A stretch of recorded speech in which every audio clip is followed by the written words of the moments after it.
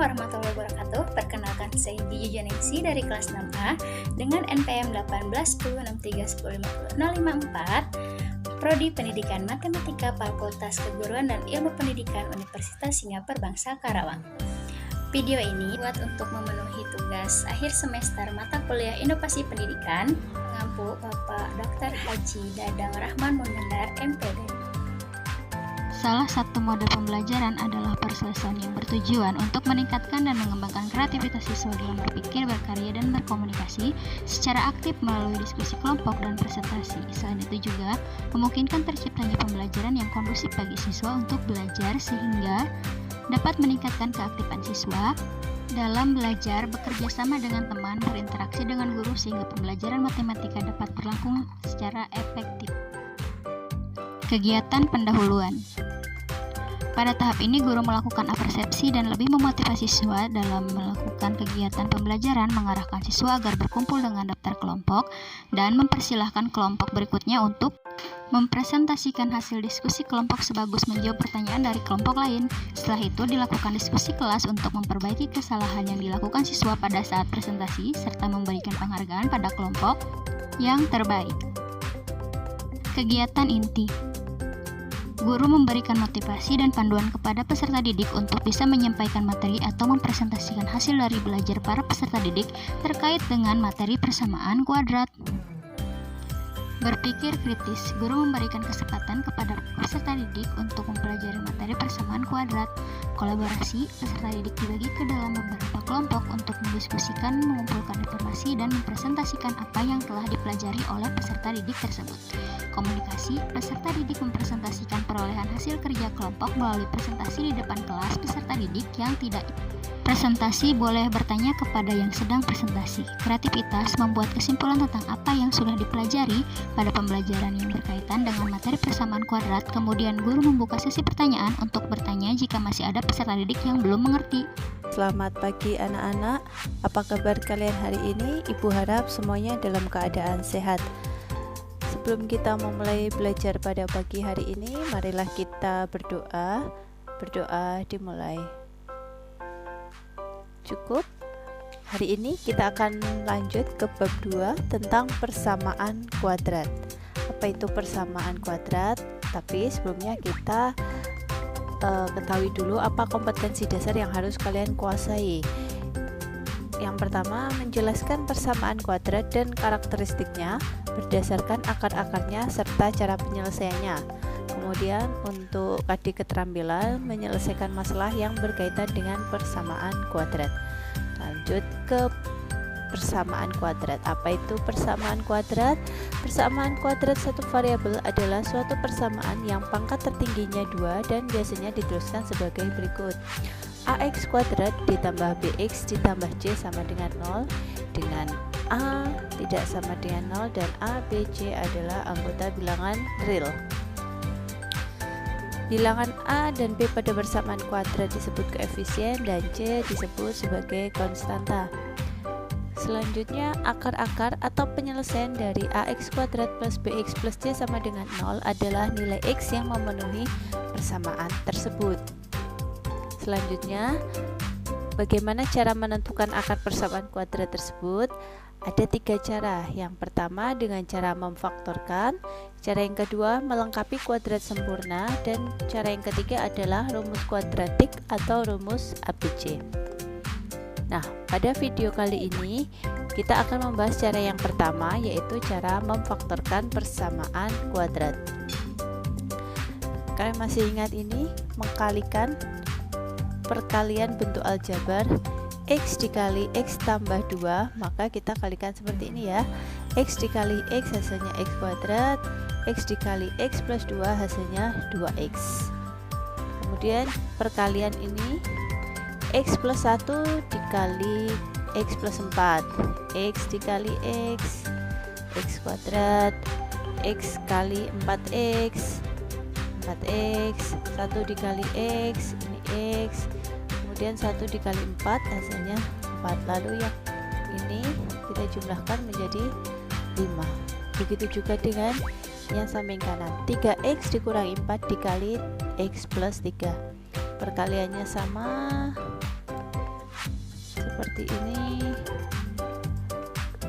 Jangan lupa tandanya mengikuti ya. Hasilnya 3x kuadrat plus 5x min 2. Ini kalau mengalihkan bentuk aljabar atau perkalian bentuk aljabar. Lalu bagaimana jika sebaliknya? Ada bentuk persamaan kuadrat seperti ini, lalu akan kita ubah menjadi sebaliknya seperti ini. Nah, bagaimana cara dari bentuk seperti ini kita ubah seperti ini, atau bentuk seperti ini kita ubah seperti ini. Begitu juga yang ini, kita ubah seperti ini. Oke, kita ambil contoh yang ini, x kuadrat plus 5x plus 4. Kita buktikan apakah seperti ini.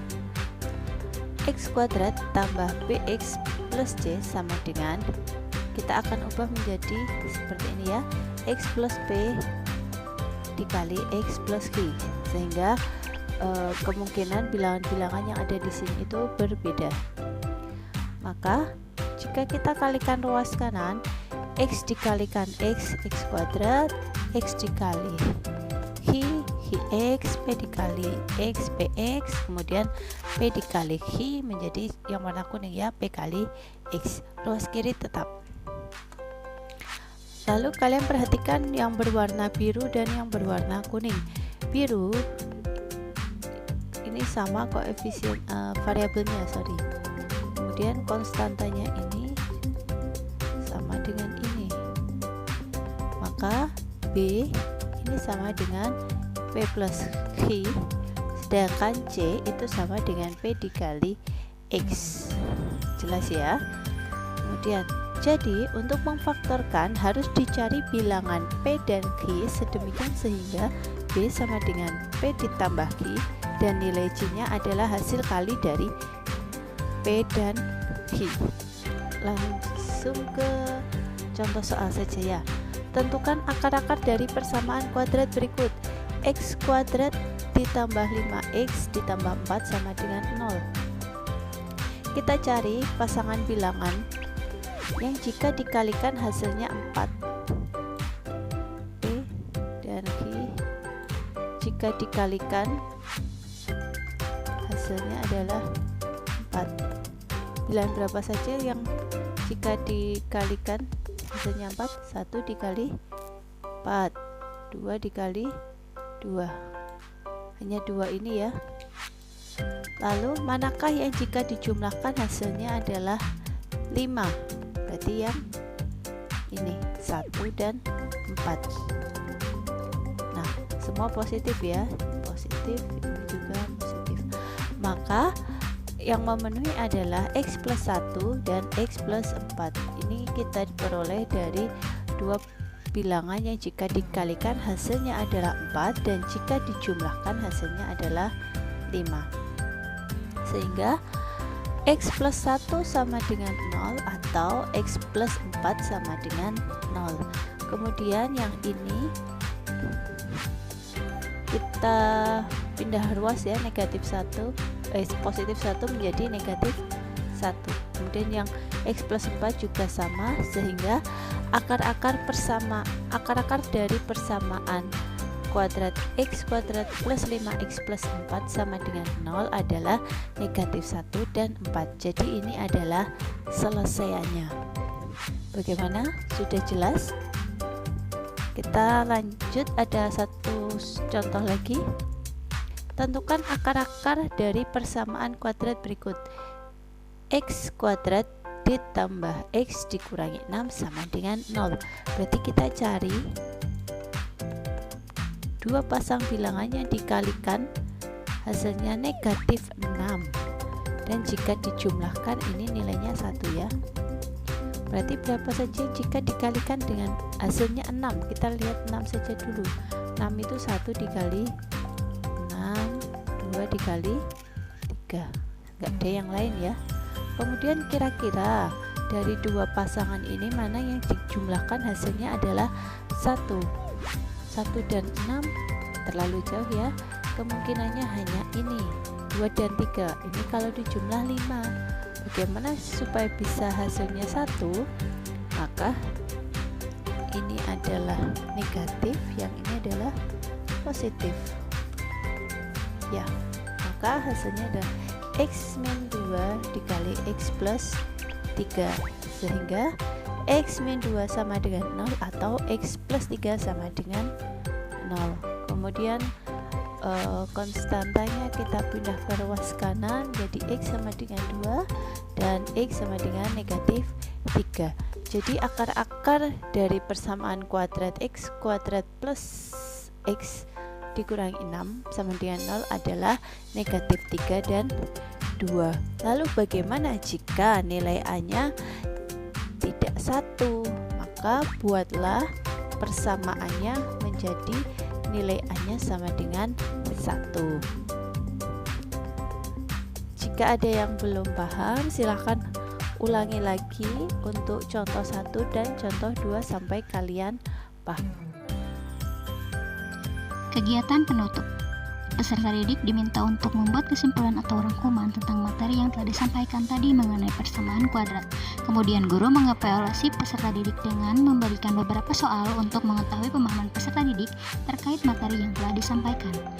Guru memberikan kesimpulan atau ringkasan tentang poin penting yang terdapat dalam materi tadi yang telah disampaikan, kemudian memberikan apresiasi terhadap peserta didik dengan melihat hasil belajar, kemudian mengarahkannya untuk mempelajari materi berikutnya.